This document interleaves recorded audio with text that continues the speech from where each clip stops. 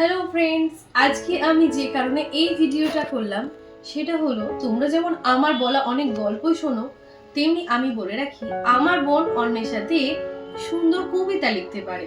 তার কবিতা, লেখনী ইত্যাদিতে সে অসাধারণ পারদর্শী। আর সেই জন্যই হয়তো এই গল্প বাগীশ প্রকাশনীর এই অক্ষর লিপি নামক বইয়ের একটি সংখ্যা আছে তার নামে।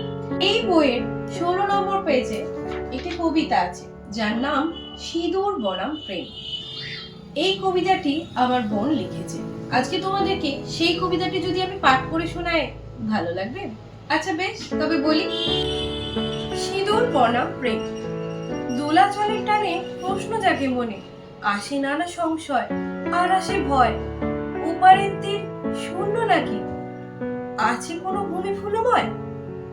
দায়বদ্ধের হুম জ্বলে ওঠে ভীষণ রূপে, সমাজ ঘৃতের যোগান দেয় চুপে চুপে।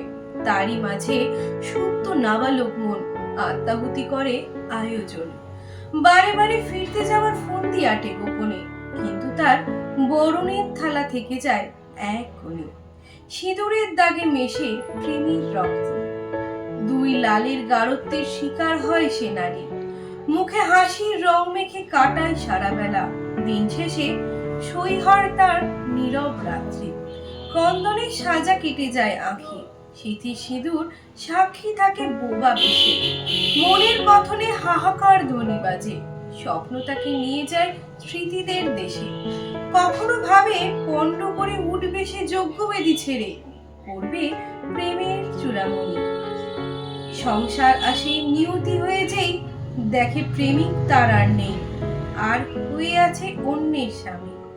জানে ভালোবাসা বড়ই মধুর, বড়ই সর্বনাশা, হৃদয় খাদকের বিশ্বশ্রেষ্ঠ উদাহরণ। তবুও সে সিঁদুর পরে স্বামীর নামে, আর প্রেমিকের কাছে রেখে আসে তার প্রেমময় মন। এই কবিতাটির অর্থ অনেকে হয়তো বুঝতে পেরেছো বা পারোনি, তবে এই কাহিনীটি কিছুটা আমার গল্পের মতো, অর্থাৎ আমার হিডেন লাভ স্টোরিরই মতো কিছুটা। অর্থাৎ আমাদের জীবনে অনেক সময় বিয়ে হয় কারোর সাথে, আর ভালোবাসা থেকে যায় কারোর জন্য। সেক্ষেত্রে মানুষের মনে যে রকম দোলাচল চলতে থাকে, এই কবিতাটিও কিন্তু সেই দোলাচলেরই একটি অংশ বলা যায়। এখানে সেই অভিব্যক্তি ফুটে তোলানো হয়েছে, অর্থাৎ ভালোবাসার নীরবে থেকে যায় মনের মধ্যে। অনেক সময় মনে হয় এই বিবাহ তো ঠিক নয়, যাকে ভালোবাসিনি তাকে কেন বিয়ে করেছি?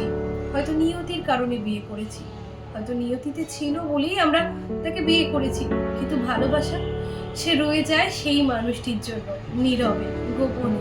বারে বারে মনে হয় সেই মানুষটির কাছে ফিরে যাব, তার হয়ে যাব, কিন্তু এই বাস্তব সমাজ, এই নিয়তি, এসবের মধ্যে পড়ে মনের দোলাচলেও তার কাছে ফিরে যাওয়া হয় না।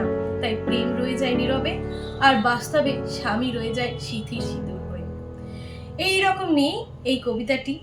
আশা করি তোমাদের ভালো লেগেছে। আর যদি এরকম কিছু কবিতার বই তোমরা পড়তে চাও, অবশ্যই যোগাযোগ করো গল্প বাগীশ প্রকাশনীর সাথে।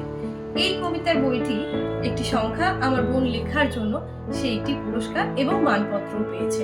এই হলো তার পুরস্কার এবং এই হলো সেই বই। তোমরাও যদি এই কবিতাটি পড়তে চাও বা এরকম কিছু গল্পের বই পড়তে চাও, বা যারা গল্পের বই পড়তে ভালোবাসো, সেই সমস্ত মানুষরা অবশ্যই কিনো। আর এই কবিতার আক্ষরিক অর্থ বোঝার চেষ্টা করো।